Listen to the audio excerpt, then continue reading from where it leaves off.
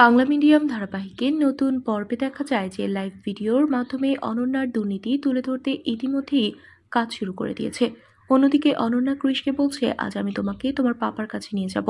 সায়ন ও অর্ক যেতে চাইলে অনন্যা বলে, তোদের কাউকে যেতে হবে না, এবার আমি ভিকিকে এই বাড়িতে ফিরিয়ে আনবো, কারণ ওর বাচ্চা আছে, ওকে তো এবার ইন্দিরাকে ছাড়তে হবে। ঠিক সেই সময় স্কুল থেকে একজন ফোন করে অনন্যাকে জানিয়ে দিল স্কুলে কি হচ্ছে। সবটা শুনে হতাশ হয়ে গেছে। অর্ক ও সায়ন জানতে চাইলে অনন্যা বলে, অর্ক ও সায়ন, তোরা অমৃতা ও কৃষকে নিয়ে সোহানার শ্বশুর বাড়িতে যা, আমাকে একবার স্কুলে যেতে হবে। ততক্ষণে দীনেশ ভিডিও করে আর ইন্দিরা তখন অনন্যার আলমারির তালা ভেঙে ব্যাগটা বের করে টাকাগুলো বের করে সেসব দেখাচ্ছে। দিগন্ত, ভিকি ও সোহানা দারুণ খুশি। সোহানা বলে, ভিকি তুই এক্ষুনি স্কুলে গিয়ে ইন্দিরার পাশে দাঁড়া। ভিকি বের হবে, ঠিক সেই সময় হাজির হলো অমৃতা। আর বের হওয়া হলো না, বাবার সাথে নিজের পরিচয় দিল অমৃতা। এদিকে অনন্যা ও মোহনা বাসুর ষড়যন্ত্রের কথা এবং দুর্নীতির কথা তুলে ধরে।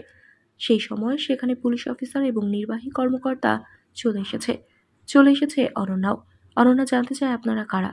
সবাই জানতে চায় এতগুলো টাকা এখানে কিভাবে এলো। সঠিক জবাব যদি দিতে না পারেন তাহলে কিন্তু আপনাকে দুর্নীতির দায়ে আপনাকে এবং মোহনা বাসুকে জেলে পাঠানোর ব্যবস্থা করব। আপনারা এখন আমাদের সাথে থানায় যেতে হবে। অনন্যা বলে, আমাকে ফাঁসানো হচ্ছে। পুলিশ বলে, সেটা তো পুলিশ তদন্ত করবে, আপনি এখন চলুন। তাহলে কি এবার অনন্যা ও মোহনা বাসু জেলে যাবে? বন্ধুরা, তোমাদের কি মনে হয়? এক্ষুনি একটি লাইক দিয়ে এবং কমেন্ট করে জানিয়ে দাও তোমাদের মতামত। ধন্যবাদ।